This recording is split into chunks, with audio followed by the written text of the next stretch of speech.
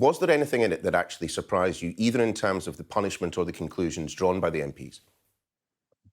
Well, two things that struck me. First of all, I was impressed that the Privileges Committee put at the very beginning of the report the importance of telling the truth in Parliament and how central it was to our democratic system. And then the rest of it, it does seem to me to be very evidence-led. There are people complaining that somehow Boris Johnson has had a bad deal, but it seems to me they have followed the evidence and based their recommendations and conclusions on the evidence that they had before them. And there cannot be a more serious charge, of course, and allegations that were made about misleading Parliament, particularly by the most senior politician in our country. Could you maybe you could take the role of the Privileges Committee's introduction to their report and explain to our viewers why there is this necessity for our politicians to tell the truth? Sometimes I do hang around with ordinary people and they make the point, look, politicians, they all lie. So why is this individual being singled out for this treatment? Well, I don't believe that they all do lie, so I don't accept that premise as far as politicians are concerned. I think the bulk of them do tell the truth.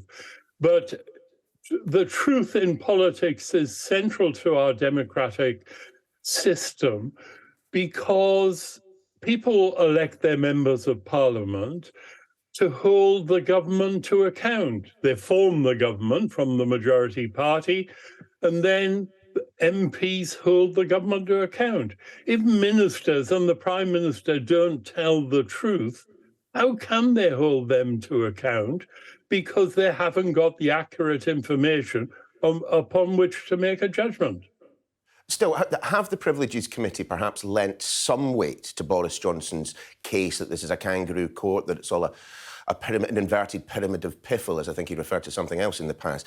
Doesn't it perhaps lend a little bit of weight to that claim, given that the extremity of the punishment that it's handed down? 90 days suspension from the House, plus that, what at first glance does look like the pretty churlish recommended punishment of denying him access to the House of Commons, House of Lords, after he leaves the building. Well, it depends how seriously you take the issue of misleading Parliament. They say it's central to democracy. If somebody who's undermining democracy not only misled Parliament, misled the committee, and then participated in a campaign to intimidate the committee, that adds up to a pretty substantial number of guilty charges against Boris Johnson. And therefore, I think a very serious punishment was inevitable. There has been, as there always is, when Boris Johnson finds himself in trouble, speculation about whether or not he might make a return to politics. And I'm slightly less interested in that than the practicalities of him having left Parliament before that 90-day suspension could be stuck to, could be imposed upon him. If he were to return as a member of Parliament at some point in the future, would that 90-day suspension still be pending? Well, that's an interesting point, and I don't know if I can give a definitive answer to that. But I think that's considerable speculation about him coming back into the House of Commons in the near future. The issue has the Prime Minister, as the head of the Conservative Party, the courage to say, given the results of the Privileges Committee, is it really possible for him to be a Conservative MP in the future? We've seen the approach that Keir Starmer has taken about Jeremy Corbyn and his anti-Semitism. Well, we've got pretty serious guilty charges here. I would have thought the Conservative Party would want to ensure he did not come back as a Conservative MP. Just a final question, Sir Alistair. And a lot of the criticism of this report coming from Boris Johnson allies has been directed at the fact that Harriet Harman was chair of the Privileges Committee and did not recuse herself. If it was right for Chris Bryant to recuse himself from this particular report, what possible argument would there be against Harriet Harman having to do exactly the same?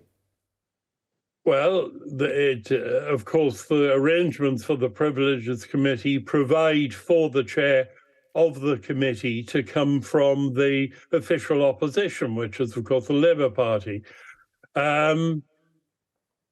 Nobody challenged at the time when the Privileges Committee was set up, and it was known that Harriet Harman was going to be the chair.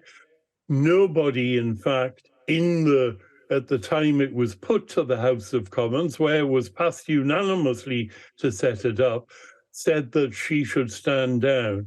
So I think all the evidence is that she's followed careful procedures. They published what the procedures were going to be. They gave Johnson notice of what their thinking was in an advance report, and he had every opportunity to come with any further evidence he wanted to bring forward. They've come to a unanimous conclusion. In fact, two members would have had more serious punishment against Boris Johnson. So I don't think there are any grounds for him to complain. And I think it is about how seriously do we take telling the truth as a central value of our democratic system.